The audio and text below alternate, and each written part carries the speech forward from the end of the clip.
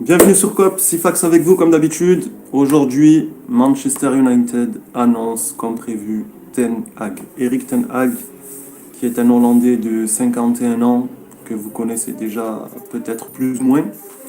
C'est un ancien milieu de terrain, il me semble. Il a commencé à entraîner il y a 20 ans. Ça a été un directeur... oh là là. Ça a été un éducateur, pardon. Ça a été un entraîneur de jeunes, d'équipes petites, moyennes et maintenant d'Ajax. Donc sa réputation, c'est possession, pressing et un déséquilibre qu'il assume totalement. Avec l'Ajax, je me rappelle au moment d'affronter Dortmund, pardon, il était à plus de 3 buts par match. Je crois que c'était le plus haut nombre de buts marqués par match à ce moment-là de la saison. Donc voilà, c'est un pur produit de l'école hollandaise, mais pas de l'Ajax. Donc il est obsédé par on va dire par le moindre détail, tout ce qui est nutrition, exercice, etc., etc. Il est même capable de réaménager un centre d'entraînement.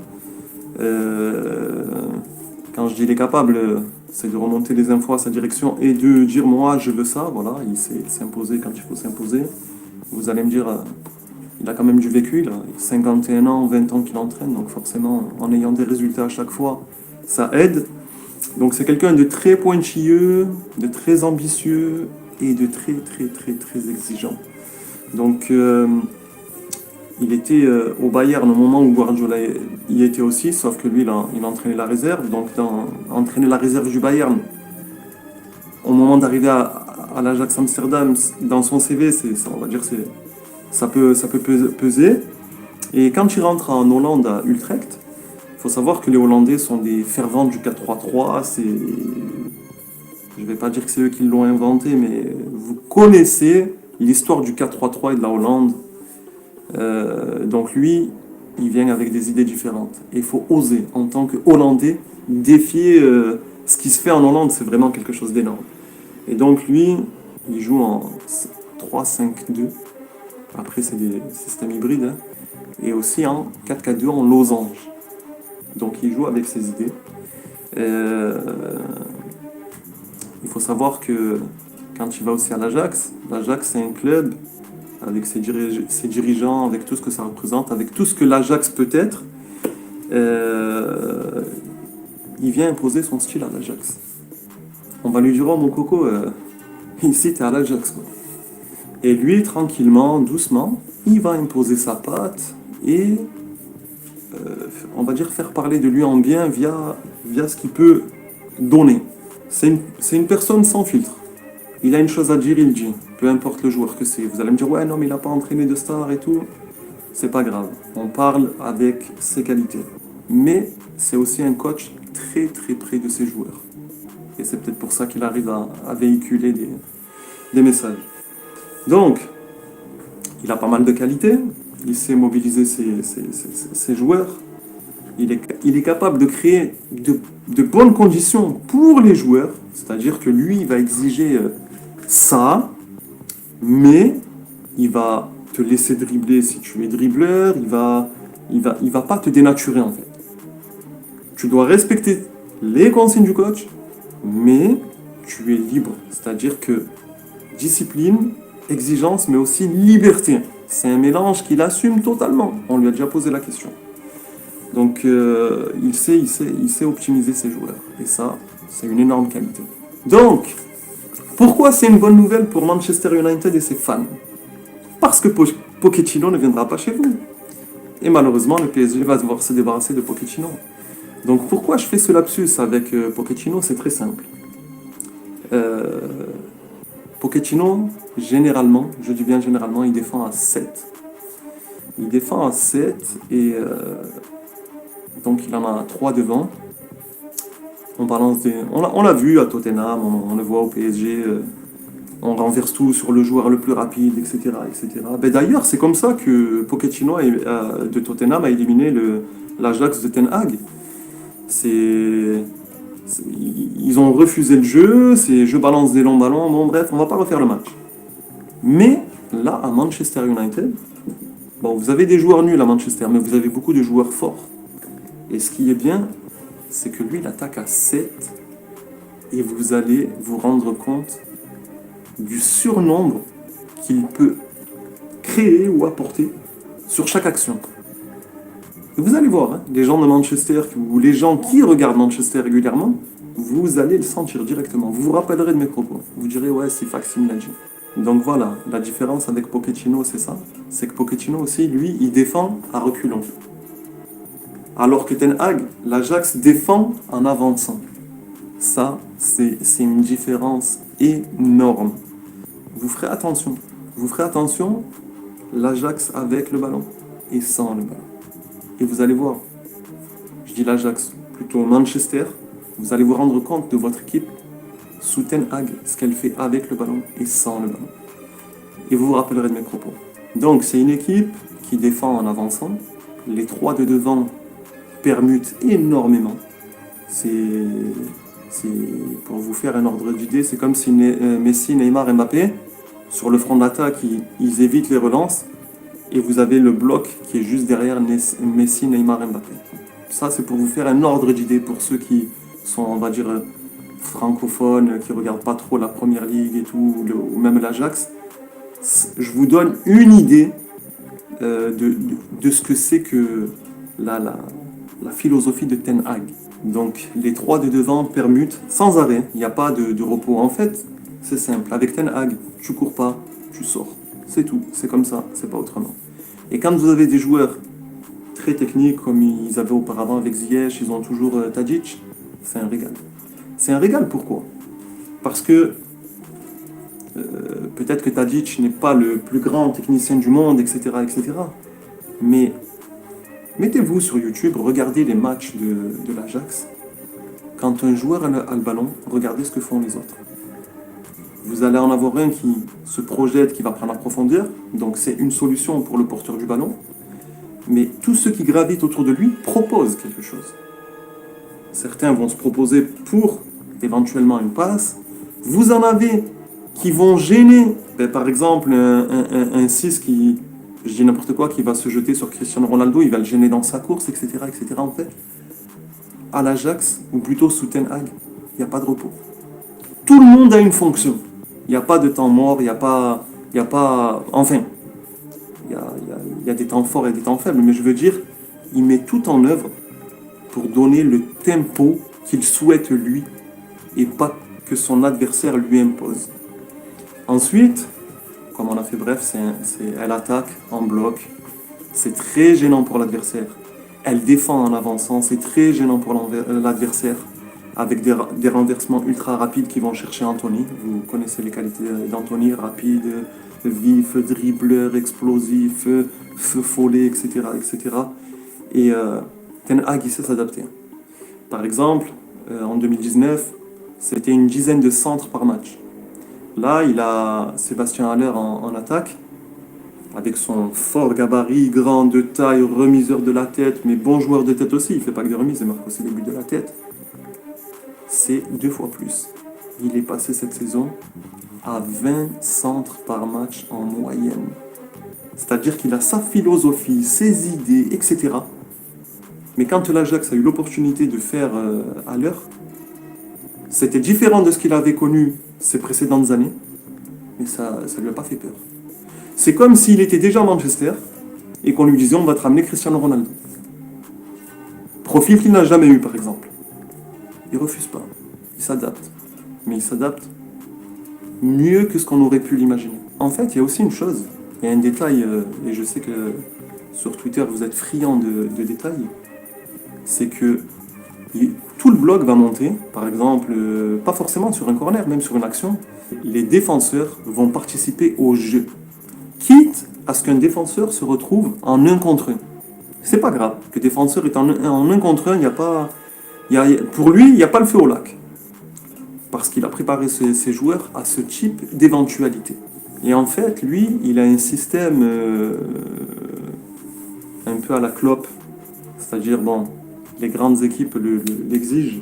Mais lui, à son niveau de l'Ajax, parce que voilà, le championnat hollandais est un peu plus bas, à la perte du ballon, tout le monde court. Il faut savoir que en Ligue des Champions, quand l'Ajax était encore qualifié, l'Ajax Amsterdam courait 13 kilomètres de plus que le PSG. Le PSG fait partie des mal classés et l'Ajax faisait partie des mieux classés. Donc, les gens nous disent ouais, le championnat hollandais c'est faible et tout, nanani, nanana, ok, pas de problème. Mais en Champions League, ça élève le niveau. Parce que pour courir autant, faut vraiment y mettre du sien. Et pour y mettre du sien, on appelle ça l'implication. Il faut un grand coach derrière toi. Et lui, il a toutes les qualités pour être ce grand coach. Donc après, je vous ai dit, il a des similitudes avec Liverpool. C'est-à-dire que au bout d'un certain nombre d'années, ils se sont rendus compte que les blocs face à eux, c'était difficile de les bouger, etc. Donc ils construisent beaucoup par les côtés. Ça construit beaucoup par les côtés parce que voilà, quand tu as des mecs comme Anthony, qui, je vous ai dit, c'est un feu follet, etc., qui sont rapides, etc., quand tu as des mecs comme Tadic, qui techniquement, voilà, c'est une pâte de velours, c'est ce que vous voulez, euh, pour déjouer les gros blocs, ça passe beaucoup par les côtés. Et de toute façon, à Manchester, vous allez vous rendre compte surtout s'il réussit, parce que s'il ne réussit pas, vous n'allez pas vous en rendre compte, mais vous allez vous rendre compte de ce que je vous ai dit. Quand il y a aussi une certaine solidité dans ce que fait l'Ajax avec le ballon. C'est-à-dire que le ballon, il y avait déjà Johan Cruyff qui est de l'Ajax qui le disait, quand tu cours après le ballon, tu fais un autre sport. Quand tu as le ballon, tu joues au foot. En fait, dans la culture ajacide, ou ajaxo-hollandaise, ou je sais pas comment on peut l'appeler, ouais, ajacide, en fait, tu es formé avec cette qualité d'être fort mentalement sur chaque ballon et sur chaque initiative. En fait, tu n'as pas le droit de douter.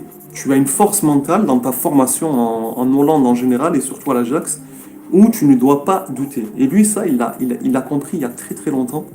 Et on le ressent dans les prises d'initiative de ses joueurs ou dans les prises de balles de ses joueurs. Et en Hollande, ils appellent ça le branier Anlef. Je ne sais pas si je le prononce bien. Si quelqu'un peut me corriger en commentaire, je serais ravi. Je ne sais même pas comment on l'écrit. Mais voilà, j'en ai entendu parler. Et puis, c'est aussi des choses qui me reviennent à l'esprit. Donc en fait, le branier Anlef, c'est jouer avec du courage et de la personnalité. Et pour avoir cette personnalité, en formation, on vous forme sur ce que je viens de vous dire. Parce que il faut savoir que les Hollandais, eux, ils se croient les meilleurs déjà dans ce domaine, parce que c'est un domaine qu'ils maîtrisent. C'est peut-être même eux qui ont inventé pas mal de caractéristiques liées à ce 4-3-3. Et, euh, et vous avez pu voir en 2019 beaucoup de jeunes, parce que je vous parle de 2019 parce que c'est, on va dire, l'âge d'or de Ten Hag. C'est une épopée de l'Ajax, on va dire, dorée. Mais vous avez pu voir ce genre de détails chez, par exemple, De Ligt, etc., etc. Et pour les passionnés du football, pas plus tard que cette saison, tout le monde voulait voir un Ajax Bayern ou un Ajax Liverpool. Pourquoi? Peut-être que l'Ajax est inférieur à ces deux équipes, mais c'est le répondant. Donc en fait, les observateurs du football voulaient voir ce type d'affiche ou de confrontation pour voir jusqu'où Ten Hag et son équipe sont capables de se sublimer en fait. Vous allez me dire, ouais, beaucoup de gens s'en foutent de l'Ajax, etc. Non, non, mais dans le foot, il y a aussi des observateurs. Il y a des gens, par exemple, qui vont être supporters de, je sais pas, Liverpool, Manchester, mais qui regardent ce qui se fait dans le football. Les recruteurs, les gens comme vous et moi, des fois, qui avons du temps, ben, on se dit, ah ouais, lui, je vais regarder, il fait quoi? Ah ouais, il propose ça. Ça lit des articles, etc., etc. On peut pas être que sur notre équipe. On est, je sais pas, moi, je suis pas ultra, je me déplace pas, donc j'ai du temps, je regarde. Je suis un peu un observateur du football. Donc, pour conclure cette vidéo, je pense, selon moi, que c'est une bonne pioche. Je vais vous dire pourquoi. Liverpool est allé chercher Klopp en octobre 2016. En octobre, tu prends une équipe en cours de route, etc., etc. Donc là, ce qui est bien, c'est que voilà, l'Ajax et Ten Hag et Manchester se sont mis d'accord parce que à chaque conférence de presse, tout le monde pose la question à Van der Sar, je vais dire Overmars, à Ten Hag, Ouais, est-ce que tu vas signer? Bon, là, au moins, c'est réglé. Manchester l'a annoncé aujourd'hui. On passe à autre chose. Le mec peut se projeter. Il va avoir 2 mois de mercato et même de repos pour tout préparer, etc., etc. Donc, il va pouvoir regarder davantage Manchester parce qu'il a été élu, choisi, ce que vous voulez. Donc, il va faire son inventaire. Il va se renseigner auprès des gens du club. Peut-être jeter un œil dans les ordinateurs du directeur de la performance pour voir qui est fiable et qui ne l'est pas. Parce que voilà, au sein d'un club, on a des outils de travail qui permettent de voir avec des GPS, etc., ce que le joueur fournit à l'entraînement. Donc après, c'est difficile de se débarrasser de joueurs, de les virer entre guillemets, de les revendre, surtout quand il y a des mecs qui sont surpayés, c'est encore plus difficile. Mais si vous êtes supporter de Manchester, ne soyez pas dur, ne soyez pas très exigeant cette première année en tout cas. Laissez-lui le temps de travailler, d'apporter des modifications, de choisir certains joueurs, parce que là, c'est tout un effectif qu'il n'a pas choisi. Vous allez me dire, ouais, mais nous à Manchester, on fait partie des plus grands clubs du monde, on n'a pas le temps. Oui, je vous l'accorde, il n'y a pas de problème. Mais, regardez, je vous parlais de Klopp. Il est arrivé à Liverpool. Première année, il a fait 8e. La deuxième, il a fait 4e. Il fait 4e, il se qualifie en Ligue des Champions via les barrages. Cette même année, il arrive en finale. Il perd contre le Real de Madrid. L'année d'après, il la gagne. Je dis pas que c'est ce qui va se produire à Manchester United, c'est pas ce que je dis. Mais au moins, vous vous donnez de la sagesse en allant un peu moins vite, en allant de manière plus réfléchie, en allant de manière plus positive, parce que les ondes négatives aussi, c'est pas terrible. Donc voilà, je pense qu'à ce moment-là de notre époque, c'est-à-dire avec les entraîneurs qui sont sur le marché, etc., moi j'aurais bien pris Conte. Ten Hag en second choix, c'est mon choix personnel. Donc vous aviez eu Mourinho, je pense que c'était l'entraîneur qu'il vous fallait, vous l'avez pas gardé, je pense pas qu'il puisse revenir. Après, vous voulez prendre qui? Il n'y a pas grand monde sur le marché. Vous avez évité Pochettino, c'est une très très très grande chose. Bravo à vous, bravo aux dirigeants de ne pas avoir fait la connerie. Après, il y a des gens qui sont fervents Pochettino, pas moi. Je respecte vos avis, commencez pas à m'insulter ou je ne sais quoi. Donc voilà, je pense qu'à 51 ans, c'est bien, très bien. Donc voilà, au plaisir de vous lire en commentaire, au plaisir qu'on se retrouve. Je sais que les supporters de Manchester sont réactifs à certaines de mes vidéos. J'ai pu le voir dernièrement. Et j'espère revenir vers vous, supporters de Manchester et les autres supporters. C'est pour ça qu'on a créé COP. COP, c'est, comme je l'ai déjà dit, c'est l'endroit où se retrouvent les supporters, généralement dans des virages. Donc moi, j'ai exporté le virage ici, sur YouTube, pour qu'on puisse échanger, puis qu'on puisse parler. J'ai commencé à créer des spaces sur Twitter pour ceux qui veulent parler, débattre, etc., etc. Donc voilà. Je vous dis à bientôt. Prenez bien soin de vous. Et Sifax vous remercie.